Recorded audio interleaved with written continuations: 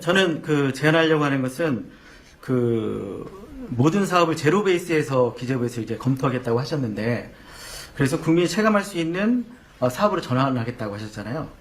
근데 먼저 선행돼야 될 게 국민이 체감할 수 있는 방식으로 설명하는 게 선행돼야 된다는 생각을 합니다. 그러니까 일본의 민주당 정권이 국민의 관심을 집중적으로 받을 수 있었던 게 사업 구분을 했거든요. 그러니까 공개 토론 방식으로 TV와 그 인터넷을 통해서 국민들이 참여할 수 있게 해준 거죠. 그럼 이제 그 얘기를 좀 더 해드리자면 그런 겁니다. 일학생활을 왜 하게 됐냐면, 지금 우리나라가 재정이 부족하고 미래의 재정 수요가 증대될 거에 대해서는 모두들 공감하고 있습니다. 그런데 경제 전문가와 국민이 생각하고 있는 재정 부족 원인이 좀 다릅니다. 경제 전문가는 복지 예산이 늘어나니까 재정이 부족하다고 생각하고 있지만, 국민들은 쓸데없이 생각하는 돈이 많다 이런 생각도 하고 있는 거거든요. 쓸데없이? 예, 쓸데없이 새 나가는. 예, 낭비가 많다라는 맞습니다. 생각을 하고 있는 거죠. 그러니까 그 우리가 재정을 충당하기 위해서 증세를 한다거나 국가 부채를 늘린다든가 아니면 뭐 복지 예산을 감소시킨다고 하면 국민들이 거기에 대해서 잘 공감을 안 하는 거죠. 왜 아낄 돈이 있는데 왜 세금을 더 걷고 부채를 더 늘리고 우리가 받고 있는 혜택을 줄이냐라는 겁니다. 사실 우리는 이 복지 예산 감소하는 데서 어느 정도 합리적인 방안이 필요하다는 생각도 합니다. 하지만 복지 예산을 받는 사람 입장에서는 자기가 받던 혜택이 줄어드는 거거든요. 그러니까 당연히 반발하는 거죠.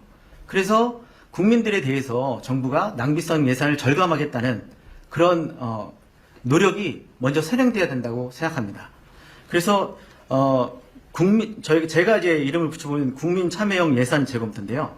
일본에서 했던 것처럼 국민들이 참여해서 예산을 재검토할 수 있도록 해줄 필요가 있고, 그런 과정을 통해서 국민이 예산에 대해서 관심을 가지고 그리고 행정의 투명성이나 불필요한 사업 폐지, 축소, 재검토에 참여할 수 있게 해줘야 국민들이 이제 그 다음에 이렇게 재정이 부족하니까 복지 예산을 좀 줄이겠습니다. 아니면 세금을 좀 더 걷어내겠습니다. 아니면 국가 부채를 좀 증가시키겠습니다라고 하면 거기에 동의해 줄 수 있다는 거죠. 그래서 저는 정책이 올바름을 주장하는 것도 좋지만 실현 가능해야 된다고 생각합니다. 그 실현 가능성이 이제 두 가지인데요. 경제적 실현 가능성과 정치적 실현 가능성이죠.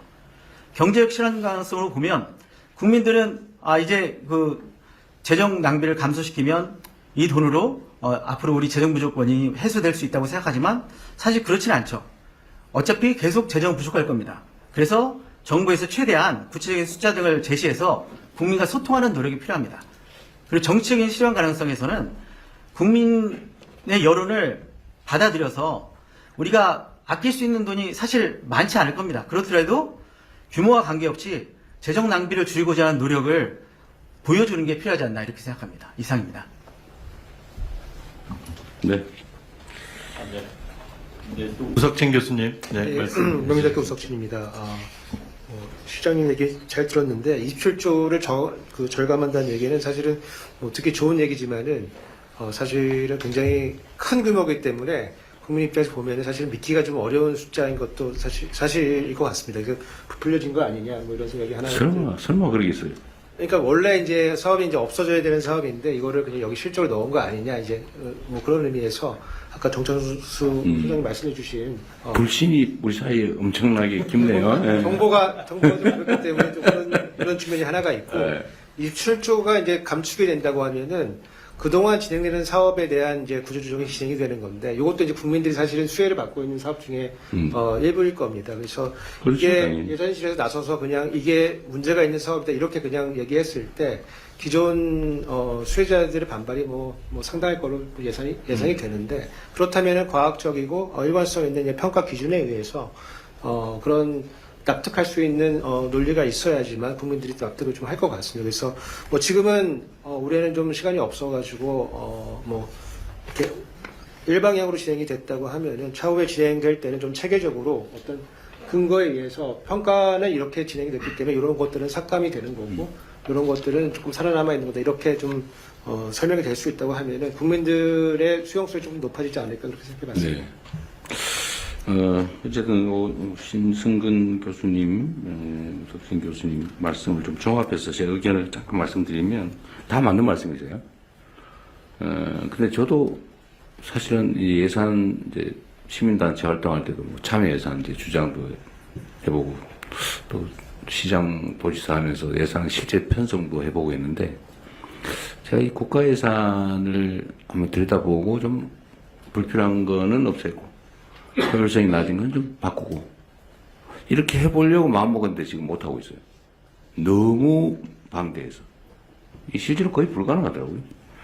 그래서 결국은 이제 관련 공무원들하고 부처에 맡겨놓을 수밖에 없는데 하여튼 저는 여기 이런 측면에서 국민들 관심이 진짜 필요하다고 생각해요. 예를 들면 예산을 전부 공개를 하면 그러면 관심 있는 쪽이 다 들여다보고 요거는 좀 비효율적인데 이건 하면 안 되는 건데 뭐 이런 것들을 평가를 해야 되잖아요.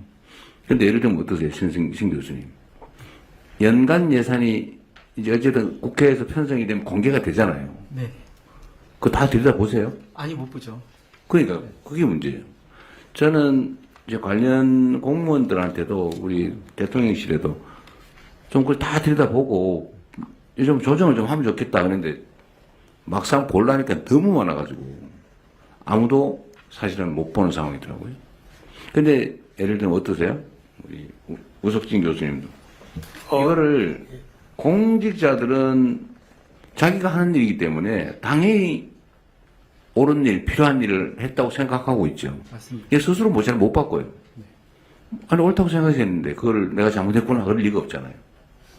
근데 그건 결국 외부에서 해줘야 되는데, 근데 그게 이제 민간 시민단체나, 아니, 국회의 몫이잖아요. 네, 맞습니다. 근데 제가 국회에도 좀 잠깐 있어 봤는데, 그 역시 너무 방대해가지고, 예산 결산 담당하는 국회의원들도 내용을 다 파악을 못 하더라고요.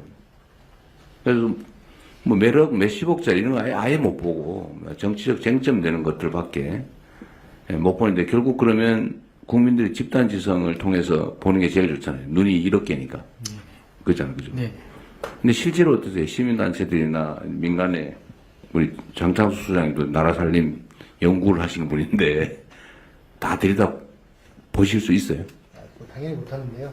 그럼 어떻게 해야 돼요? 이거를 저는 봐야 된다고 생각해요. 예를 들면 담당 공무원 또는 담당 부처는 당연히 자기들이 하는 일이니까 하는데 관성이 생기잖아요. 그러면 새로운 시각으로 또는 제3자의 시각으로 냉정하게 이걸 보고 분석해야 되는데 누가 합니까? 대통령님 말씀이 맞습니다. 그래서 일본에서도 이 참여, 그 사업부분 사업에 참여한 분들이 언론, 전문가, 좀 요약해서 시간이 네, 그런 분들이 참여했고요. 그래서 결국